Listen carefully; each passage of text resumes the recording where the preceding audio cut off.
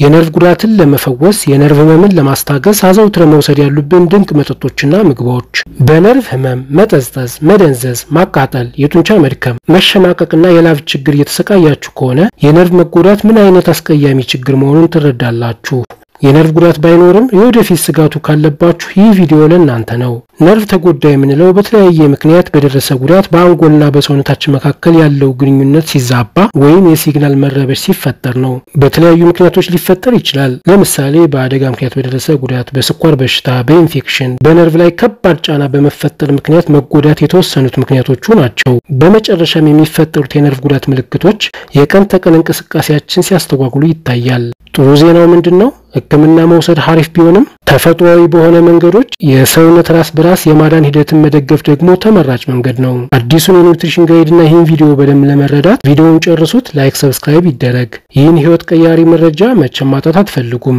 አሁን የምናያቸው ምግቦችና መጠጦች የነርቭ ጉዳት ላለባቸው ሰዎች የሚጠግኑ የሚያድሱ ሲሆኑ የነርቭ ጉዳት ለሌለባቸው ሰዎች ደግሞ አጠቃላይ የነርቭ ጤናን የሚጨምሩ ናቸው ምክንያቱም በውስጣቸው ነርቭን የሚጠብቁ ብግነትን የሚቀንሱ ሪጀነሬሽን እንደገና መታደስን መጠገንን የሚያበረታቱ በጣም ጠቃሚ ኒውትሪየንቶች ወይም ነገሮች ጸረ ኦክሲደንቶችና ጸረ ብግነቶች በመያዛቸው ነው የነርቭን ጉዳት የነርቭ ህመምን ከሚያስተግሱ ምግቦች ውስጥ 6 የአጥንት መረቅ ወይም ቦን ብሩዝ የአጥንት መረቅ ወይም ሾርባ በንጥረ ነገሮች የተሞላ መጠጥ ሲሆን ለነርቭ ጤናና ለነርቭ ጉዳት መጠገን ትልቅ እርዳታ ይሰጣል አብዛኞቹ ጥቅሞችም ከፍተኛ የሆነ የኮላጅን አሚኖ አሲድና ወሳኝ ማዕድናትን በመያዙ ነው ኮላጅን ለሚሊንሽዝ ወይም ለነርቭ ሽፋን መጠገንና መታደስ ትልቅ አስተዋጽኦ ያበረክታል የዚህ የነርቭ ሽፋን መታደስ ደግሞ ለተስተካከለ የነርቭ ተግባር ወይም ስራ ይጠቅማል ኮላጅን ለነርቭ ለመገጣጠሚያ ለጅማት ጥንካሬ የሚጠቅም በሰውነት ላይ በብዛት የሚገኝ ፕሮቲን ሲሆን ከ30 ዓመት በኋላ ግን የሰውነታችን ኮላጅን የማምረት አቅም በየአመቱ እየቀነሰ ይመጣል ኮላጅን ፔፕታይድ በቀላሉ ወደ አሚኖ አሲድ በመሰባበር ወደ ደም የመመጠጥ እድሉ ከፍተኛ ነው ከዚህም ማበቃም ከደም ወደ መገጣጠሚያዎቹ ጆይንትስ ኮኔክቲቭ ቲሹ የነርቭ ሽፋኖች በመጓዝ ሰውነታችን የራሱን ኮላጅን እንዲያመርት ይረዳል የተስተካከለ ኮላጅን መኖር ወይም ኮላጅን ፔፕታይድ የአጥንት የማዕድናት መጠን እንዲጨምር የመገጣጠሚያ ህመም እንዲቀንስ ለተሻለ እንቅስቃሴ ለነርቭ ጥገናና ተግባር ይጠቅማል ሌላው አሚኖ አሲድ ሲሆን በአጥንት መረቅ የሚገኙ አሚኖ አሲድ ማለትም ግላይሲን ፕሮሊን ግሉታሚን አይነት ነገሮች ለነርቭ ህብረ ህዋሳት መጠገንና የነርቭ ህዋሳት የመዳን ሂደትን ይደግፋሉ እነዚህ አሚኖ አሲዶች ጸረ ብግነት ባህሪም አላቸው በዚህ ባህሪያቸውም የነርቭ ህመምን ይቀንሳሉ ለነርቭ ጥገናና ማገገም ምቹ ሁኔታን ይፈጥራሉ የአጥንት መረቅ ወይም ሾርባ ለአጠቃላይ የነርቭ ስርዓት ጤና ጠቃሚ የሆኑትን ወሳኝ ማዕድናት እንደ ካልሲየም ማግኒዚየምና ፎስፎረስን ይዟል የአጥንት መረቅ የራሱ የሆነ ያዘገጃጀት ሂደት ሲኖረው በቤት ውስጥ የሚዘጋጀው የአጥንት መረቅ ግን ብዙ ንጥረ ነገሮችን ለማግኘት ለማስቀረት ይጠቅማል የአጥንት መረቅን በተፈለገው መጠን አዘውትሮ መውሰድ ማለትም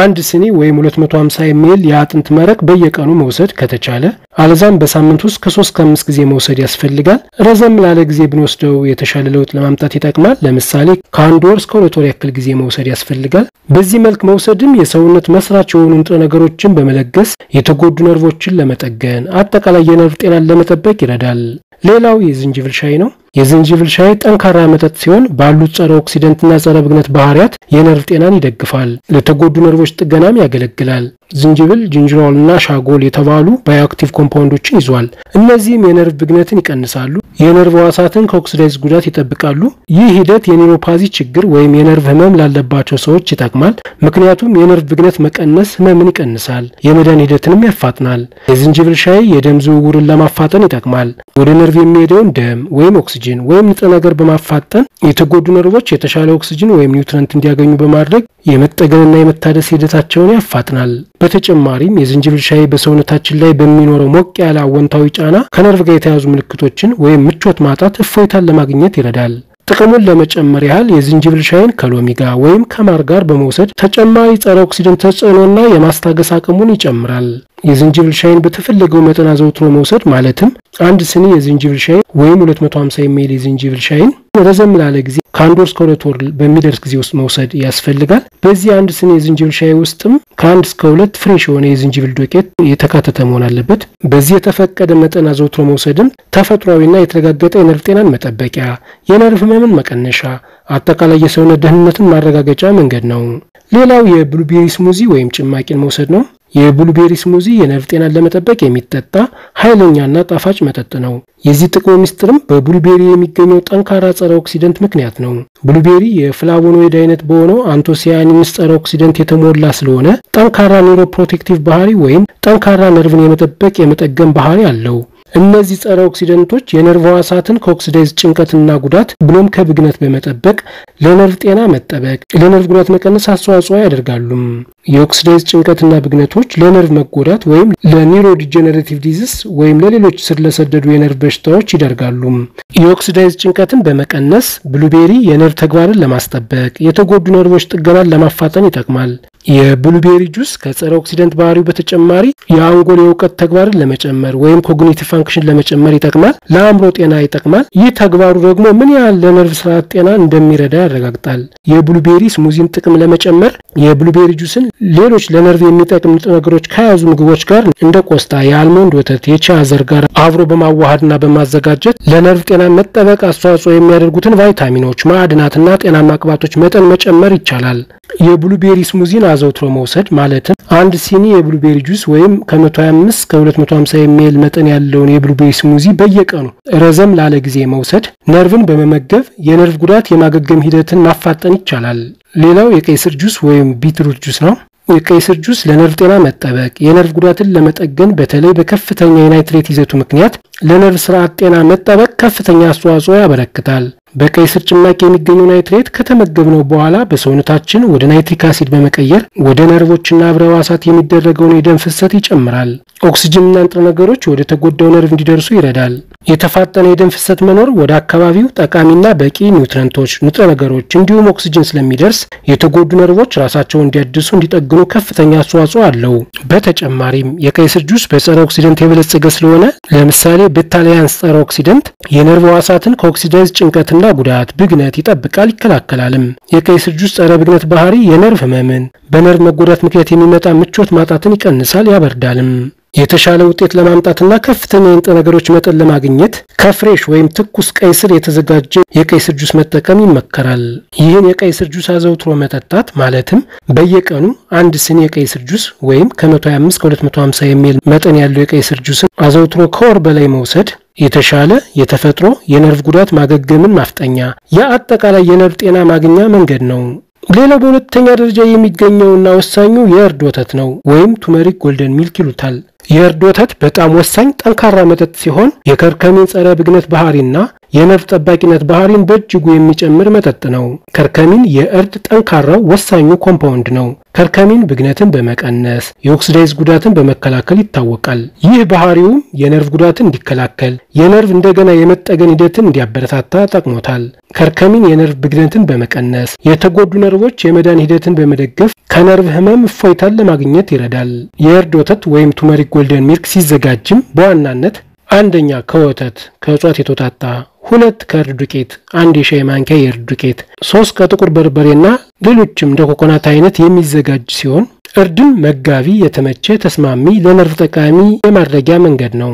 ጥቁር በርበሬ መጨመሩ ጠቃሚ ነው፣ ምክንያቱም ፓይፕሪን የሚባል ኮምፓውንድ ስለያዘ የከርከሚን ንጥረ ነገር በሰውነት ላይ የመመጠጥ ሂደትን ያፋጥናል።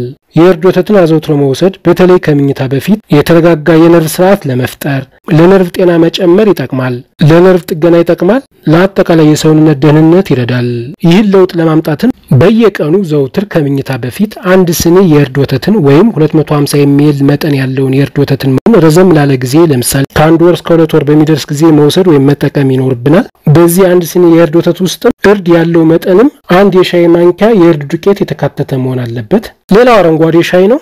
አረንጓዴ ሻይ ደጋግሜ እንደምነግራችሁ ተአምራዊ መጠጥ ነው። አረንጓዴ ሻይ ስለ አይን ጤና ምን ያህል ጠቃሚ እንደሆነ በሰራሁት ቪዲዮ ላይ በትንሽ ጊዜ ውስጥ ወይም እስከዚህ ሰዓት ድረስ ከ103,000 ሰው በላይ አይቶታል። ብዙዎችም በኮሜንት ሴክሽን ላይ ምን ያህል ጠቃሚ እንደሆነ መስክረዋል። አረንጓዴ ሻይ በተለይ ካቲኪንስ የተባለውን ጸረ ኦክሲደንት አብስቶ በመያዙ የነርቭ ብግነትን በመቀነስ ደረጃ፣ የኦክሲዳይዝ ጉዳት ወይም ጭንቀትን በመከላከል በመቀነስ ደረጃ ወሳኝ ሚና ይጫወታል። እነዚህ ሁለት ችግሮች ማለትም ብግነትና የኦክሲዳይዝ ጭንቀት ነርቭን በመጉዳት ይታወቃሉ። አረንጓዴ ሻይ በመውሰዳችን የሚዋጋቸው ማለት ነው። የአረንጓዴ ሻይ ጸረ ኦክሲደንት ነፃ ራዲካሎች የሚፈጥሩትን የነርቭ ጉዳት፣ የነርቭ በሽታ ወይም ኒውሮዲጀነሬቲቭ ዲዚዝ የነርቭ ሕዋሳትን በመጠበቅ ከነዚህ ችግሮች ይከላከላል። በተጨማሪም አረንጓዴ ሻይ ወደ አንጎልና የነርቭ ስርዓት የሚሄዱትን ንጥረ ነገሮችና ኦክሲጅን ወይም የደም ፍሰት በመጨመር የአንጎልና የነርቭ ተግባርን ይጨምራል። እንዲሁም የተሻለ የደም ፍሰት መኖር የተጎዱ ነርቮች ራሳቸውን እንደገና እንዲጠግኑና እንዲያድሱ ይረዳል። አረንጓዴ ሻይን አዘውትሮ መጠቀም ወይም በቀን ከ1 እስከ 2 ስኒ አረንጓዴ ሻይ ወይም ከ250 እስከ 500 ml አረንጓዴ ሻይን መጠቀም አጠቃላይ የነርቭ ጤናን ይጨምራል። የነርቭ ተግባር ወደ ነበረበት እንዲመለስ ይረዳል። በተፈጥሮ መንገድ የነርቭ ስርዓትን ማስተካከል ከተፈለገ አንድ ሰው ዋና ምርጫው ሊያደርገው የሚገባው አረንጓዴን ሻይን ነው። ውድ አድማጮች፣ ምግቦች መድኃኒት ናቸው፣ ስለዚህ ተመገቧቸው። ይህ ቪዲዮ ጠቃሚ ነው ብላችሁ ካሰባችሁ ለሌሎች እንዲደርስ እኛንም ለተሻለ ስራ እንዲያበረታታ ላይክ፣ ሰብስክራይብ፣ ሼር ይደረግ። ቀጣይ ምን ይሰራላችሁ እንዲሰራ የምትፈልጉትን ሐሳብ ኮሜንት ሴክሽን ላይ አስቀምጡ። ብዙሃኑ የጻፈውን እንሰራላችኋለን። ተመሳሳይ ቪዲዮዎችን በቀላሉ ለማግኘት ከስር ዲስክሪፕሽን ሴክሽን ላይ ሊንኮችን ስላስቀመጥን ተመልከቷቸው። በእውነቱ ስላዳመጣችሁን ከልብ እያመሰገንን በሌላ የጤና መረጃ እስክንገናኝ ሰላማችሁ፣ ጤናችሁ፣ ደስታችሁ ይብዛልኝ። ሰላም ቆዩም።